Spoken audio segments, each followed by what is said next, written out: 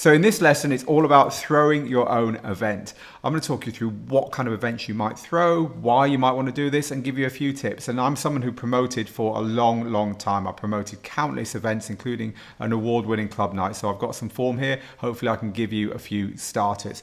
So let's have a look. The first thing, of course, is what are we talking about? Well, regular nights in bars and clubs are an obvious starting point here, where instead of just being booked as the DJ, you're actually doing everything, all the promotion, ticketing maybe, booking any guest DJs and so on. So it's kind of your gig, it's your show, you're just hiring their venue.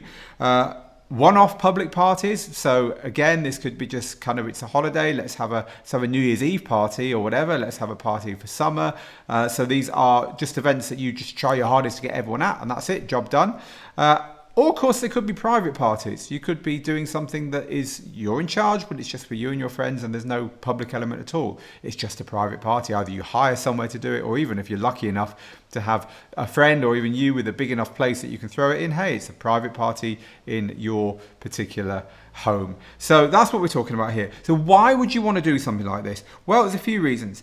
It gets you a gig. Let's not forget about this. It's quite hard to get gigs at the beginning of your career, right? And quite hard to get the kind of gigs you want to play. It's all very well getting a kiddie's party, but if you're an underground house DJ, not really what you're after, right? So if you want the kind of gig where you're playing the kind of music you want to play to the kind of people that you want to play it to, quite often you have to book yourself.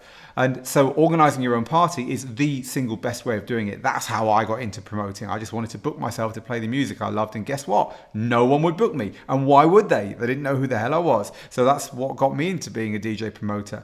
So it teaches you to be entrepreneurial. This is really important because in this day and age, everyone's a DIY business. Everyone's a brand. Everyone's got to get up there and do it for themselves, otherwise it's just not going to happen. Waiting for permission is a bad thing. So it teaches you to get out there and do it, basically. So in that respect, it can be very healthy for all the other sides of your DJing hobby if you get used to just not waiting for someone to say it's okay and just getting on with it anyway. And it expands your network and influence. This is an important one because as soon as you start throwing an event, you start meeting people. It's impossible not to. And also, as soon as you've got something of value with your name attached to it, an event that you promote, then you've got something to barter with other people. Then you've got people who will take notice of you. People will recognize your achievement, and that will open doors for you. I talk elsewhere about how I got my gig at Privilege, which is the biggest nightclub in the world, in Ibiza, simply by promoting my own awesome event in my town. And we did what's called a resident swap, where we swapped resident DJs. Their DJ came to play at my event, and guess what? I got to play at theirs. So promoting your own event can give you influence. It can give you something that people will notice. So there's lots of good reasons there for doing it. How are you going to do it? How are you going to go from just sitting there in your bedroom with a pile of tunes you want people to hear to actually having your own event? Number one, this is something I learned at my expense early on. Start small. If you want to promote your own event, do not book a 500-person venue, throw all your savings behind promoting it, book a big DJ and expect it to just work. If it was that easy, everyone would be doing it. Decide on the size of venue that is the smallest venue that you think you could possibly do. The smallest venue. Look around your town and pick the smallest venue that you think you could possibly promote.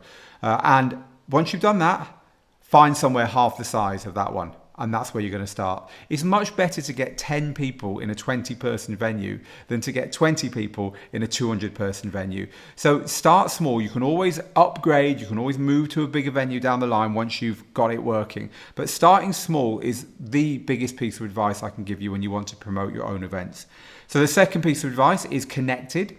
Keep costs low, or hopefully to zero. This is where your entrepreneurial and your negotiating skills are going to come in. Don't accept costs without debating. If someone says the venue hire is $200, then say, I want the venue for free. I guarantee 20 people. And then you might get the venue for $50. You know, you've got to hammer all costs down. Call in favors.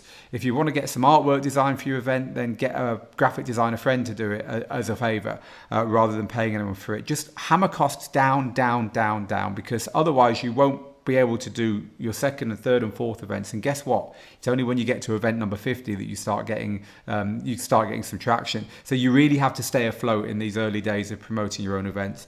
And the final thing, which is a tip that I got way at the beginning of my DJing career, when we were lucky enough to be handed a club. The club was called the Boardwalk in Manchester, where I did most of my DJing in my early adulthood. And the Boardwalk was quite an influential club. It was around the corner from the Hacienda, which is one of the most famous clubs in the world. And a lot of the same DJs played at both places.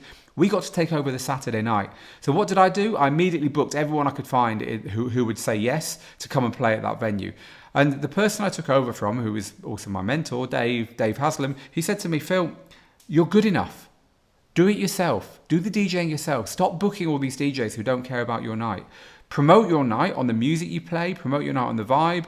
Start small, spread out, and do the music yourself. After all, that's why you're doing this, isn't it? Because you want to DJ. And I'm like, yeah, I do, but no one will come otherwise. It's like, people don't care. People will come if you do everything else right. It's not about the big guest DJs. So of course, if your night becomes a screaming success, you can start booking big DJs. But even then, if you've built your night from scratch, if you've built your night around you and your friends as DJs, guess what?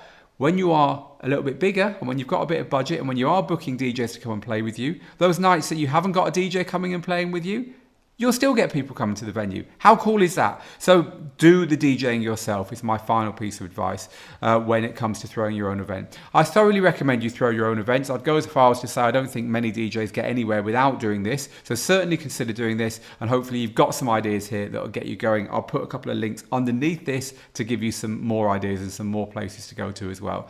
So enjoy throwing your events. I will see you in the next video when we're moving on to starting a mobile or wedding DJ business.